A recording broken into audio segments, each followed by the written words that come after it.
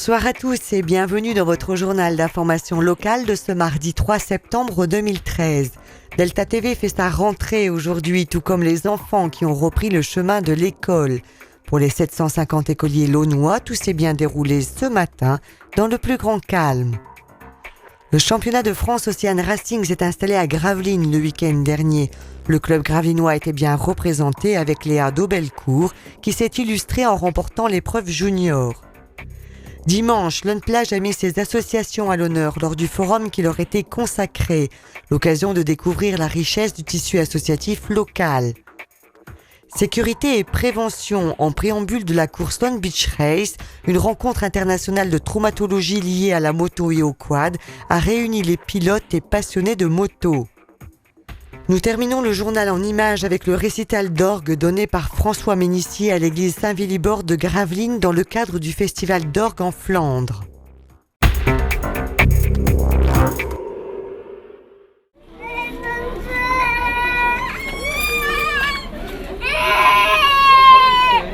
Pleurs, cris, marques de stress sur le visage des enfants, mais aussi sur ceux des parents ont marqué cette rentrée 2013, une rentrée encadrée par les élus de la commune. Et comme ça, on est sur place pour écouter un peu les parents et les enseignants si jamais il y a un souci particulier. Une fois répartis de leurs classes respectives, les enfants se sont vus remettre un kit scolaire, un sac rempli de fournitures qui leur permettra d'avoir le matériel nécessaire pour travailler au mieux tout au long de l'année. Les enfants qui rentrent à l'école recevront aujourd'hui leur kit scolaire que nous avons mis en place il y a 4 ans maintenant pour permettre à tous les enfants d'avoir les crayons, les gommes, les compas, enfin tout ce qu'il fallait pour bien faire une bonne année scolaire et sur le principe de l'égalité et de la chance pour tous. Les tableaux numériques sont la grande nouveauté de cette année 2013-2014. D'autres projets concernant les écoles devraient être menés cette année. Puis on a encore d'autres idées. Là, je pense que l'an prochain, toutes les écoles sont équipées en tableau numérique. Et puis, j'ai envie aussi, mais là c'est toujours en concertation avec les directeurs, directrices et enseignants, de passer au numérique aussi en maternelle avec les tablettes, etc. J'ai un projet aussi, mais là il est encore en construction, d'apporter les langues étrangères au niveau des écoles dans le cadre de vacations. Donc toujours pour donner le plus de chances possible aux enfants. La réforme scolaire, quant à elle, ne sera pas mise en place tout de suite, mais plutôt pour la rentrée 2014. Léa n'a que 17 ans et pourtant elle est déjà porteuse de beaucoup d'espoir pour son club, le Gravelines Kayak Vaha. Après avoir pratiqué la voile et le canoë-kayak, la jeune athlète décide de s'essayer à un autre sport nautique, la pirogue polynésienne. Une passion est née.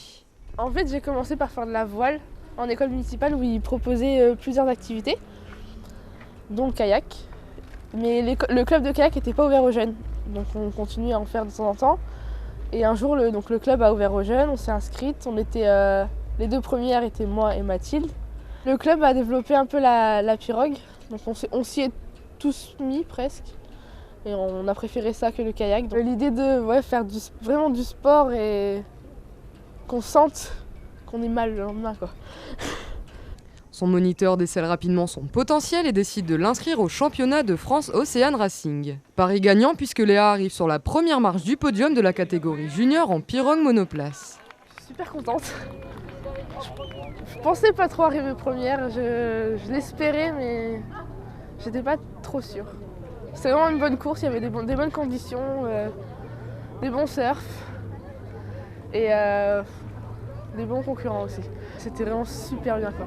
On s'est éclaté, même pour aller jusqu'à notre départ, on a surfé, c'était vraiment super bien. Une course qu'elle n'est pas prête d'oublier. Une chose est sûre, Léa, c'est ce qu'elle veut et compte bien continuer dans sa lancée. J'espère continuer le plus loin possible. Après, je verrai bien comment ça va se passer. Je pense que du moment qu'on a envie, on peut aller loin et il faut être motivé et continuer.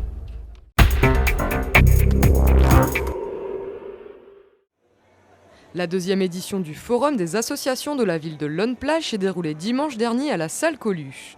Véritable temps fort de la rentrée, ce rendez-vous a permis de faire découvrir la variété et la vitalité du tissu associatif local. Les associations, c'est ce qui fait vivre une ville, donc on en a besoin. Et en plus, moi j'ai de la chance à L'Unplage parce qu'elles sont très dynamiques. et toute l'année elle m'apporte de la satisfaction. Donc le forum associatif, c'était l'occasion pour nous de les mettre en évidence et de montrer à la population le dynamique associatif launois. Plus de 40 associations se sont côtoyées le temps d'une journée pour tisser des liens entre elles, se faire connaître, rencontrer des bénévoles mais aussi favoriser de nouvelles adhésions. Le forum, je trouve, ça nous découvre, mais on découvre toutes les autres associations parce qu'il y a des choses qu'on ne connaît pas. Moi, je trouve que c'est bien. Et cette année, c'est encore mieux, c'est en étoile, on voit un peu de tout. C'est une association qui a été fondée en 1520 et c'est la plus vieille société de l'Onplage, à Saint-Sébastien.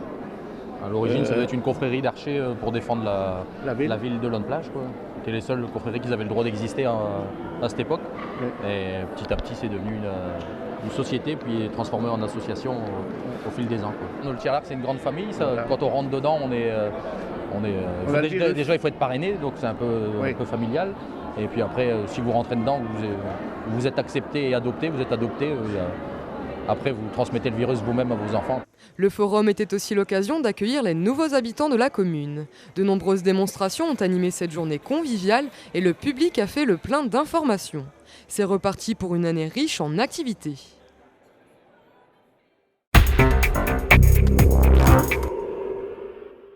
La veille de la course Lone Beach Race, le motoclub MX Chrono a organisé une rencontre internationale de traumatologie liée à la moto et au quad.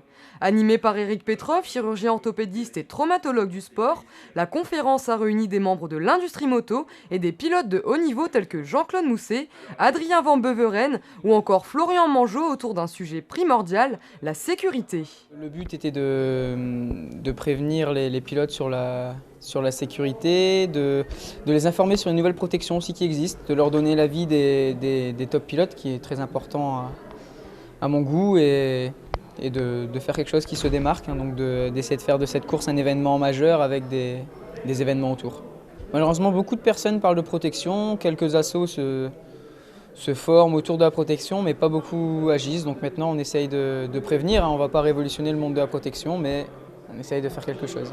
Des moyens sont alors mis en place afin de sensibiliser les pratiquants et les amener à mieux se protéger pour limiter les risques au maximum. Il y a des moyens classiques au niveau du terrain lui-même, comme ici à l'Onplage où le terrain est vraiment dessiné pour la sécurité avec des années d'expérience. La prévention avec les attelles de protection, les colliers cervicaux, les protections thoraciques, les protections des genoux. Et enfin, la formation des jeunes, et ça c'est le travail des moniteurs et des instructeurs qui prennent en charge les plus jeunes pour leur apprendre la moto. L'éducation est aussi un élément de prévention. Des notions de base doivent être inculquées au pilote pour lui permettre d'adopter le bon comportement. C'est un sport, on le sait, qui reste quand même un sport extrême, un sport un peu à risque.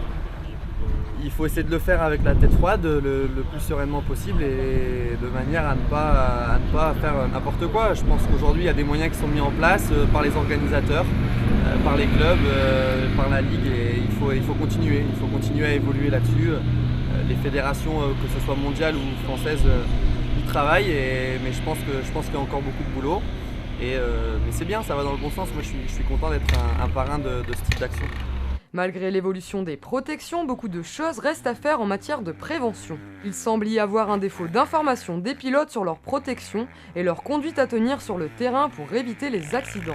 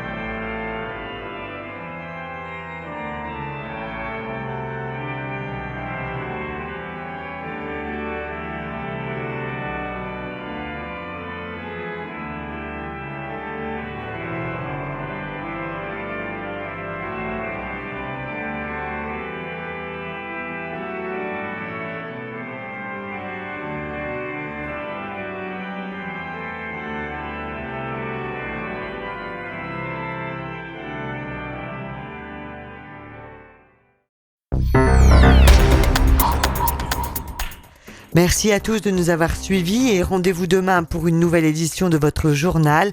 Au revoir et bonne soirée à tous.